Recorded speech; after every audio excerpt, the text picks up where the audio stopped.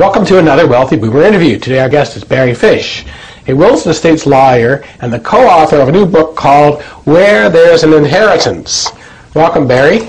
Pleasure to be here, John. Now, your co-author is Les Kotzer, also of Fish & Associates in Thornhill, Ontario, and you two have now produced your third book on wills and inheritances. That's right. The first one, I think, was in 2002. Yes. And that was called The Family Fight. Yes. Second one was a couple of years later, The Family Battle. First of all, The Family War. The Family War. What's the distinction between a fight and a war, first of all? Just to understand the difference between those first two books before we get to the new one. Well, the fight concept was to try to plan so that your children, your beneficiaries, won't scrap with each other. It really is directed at the parents to format the estate in such a way that they can avoid the squabbling. So there were concepts in that book such as equality is not necessarily fairness. And when you got to the point of the war, this was the other side of the same question. This is where you had the fight ongoing.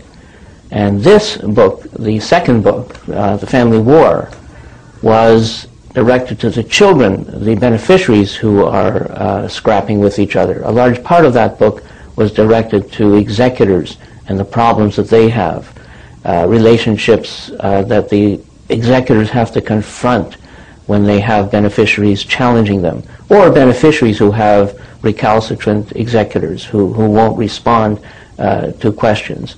And it addresses all the various types of challenge, all the various types of altercation, hostility, and you're in the battle, so we try to counsel how to at least minimize the damage that's going to be done. So the first book, The Family Fight, was preventive maintenance, if you will. Exactly. And The Family War was sort of, now you've made a mess of it, how do you fix it up as best you can? Exactly. And you can get the information, you order these books, you publish yourself at thefamilyfight.com. Right? Yes, that's correct. And I presumably familywar.com. Well, thefamilywar.com. Thefamilywar.com. All right. So now, I was just surprised you came out with this new book. Again, it's called Where There's an Inheritance, Stories from Inside the World of Two Wills Lawyers. What do you cover in this new book that wasn't covered in the first two? John, the pent-up emotion of 30-odd years comes out in this book. It is a storybook. A true storybook, but a storybook. This is 80 stories, and they address some of the issues that have resided in our minds, and I would say in our hearts. We sometimes said we would shout from the rooftops trying to get our message out, and we tried in the first two books.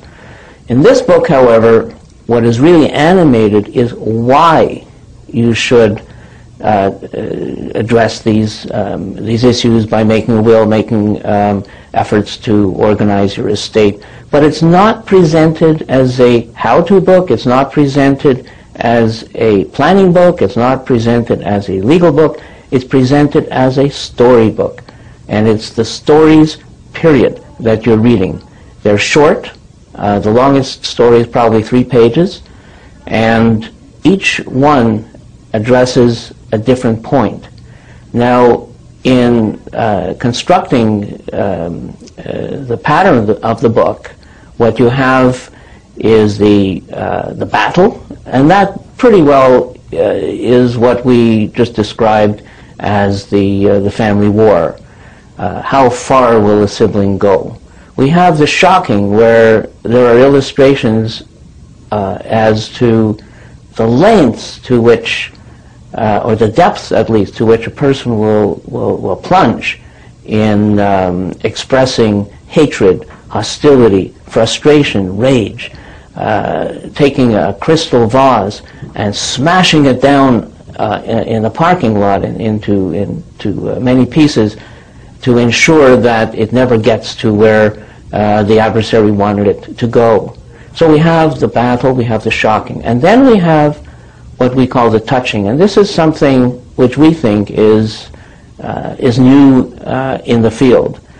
How many insurance agents have I spoken to who tell me that the advice they give to the people signing up insurance policies, get a will. Oh yeah, sure, I'll do it. March becomes May. August becomes October. Still no will. You might hear expressions about how to plan. You might hear expressions about a roadmap. You might hear expressions about how good it is to do it. But there's no real animated, motivating trigger expressed by the insurance agent as to what would happen if you don't. But here, in this book, you see very clearly, in the loudest, clearest possible language, what will happen if you don't. And when you get into the question, well, give me an example. Well, we have 80 stories which cover the point.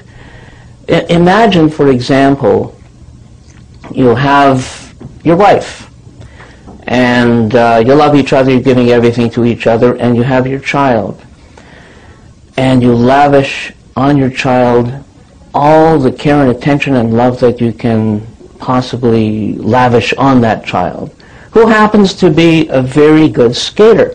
So there's skating lessons and skating coaches, and the kid's really good.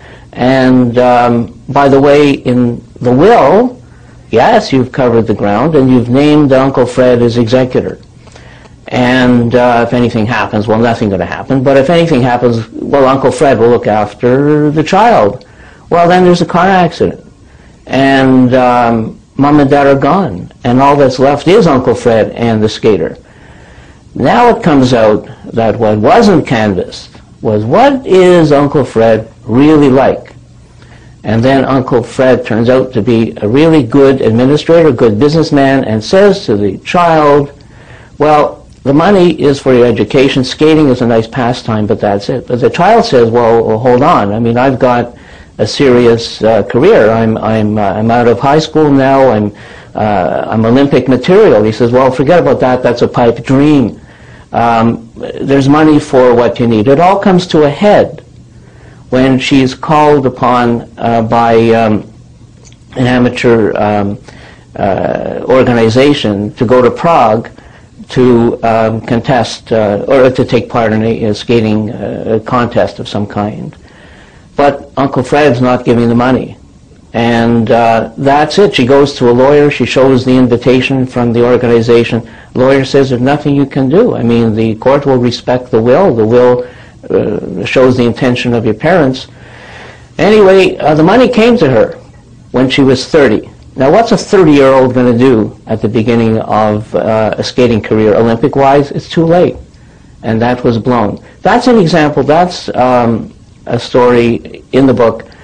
So, yes, you thought you covered the bases. You really did, except you chose Uncle Fred, and Uncle Fred really didn't care about what mattered to the child that you lavished all that money on and all that love on. There's an example. And there's 79 others like that. Yes. So you can go to www.inheritance.com. Yes. To get presumably some other sample stories and, and excerpts and order the book completely. Yes, there's oral readouts of some of the stories on that site. Good. So next time we're going to come back and talk about the some of the financial lessons in there in both Canada and the States. And then in the third episode, we're going to talk about some of the emotional side of all this. Thank you, Barry Fish, co-author of Where There's an Inheritance, There's a Way.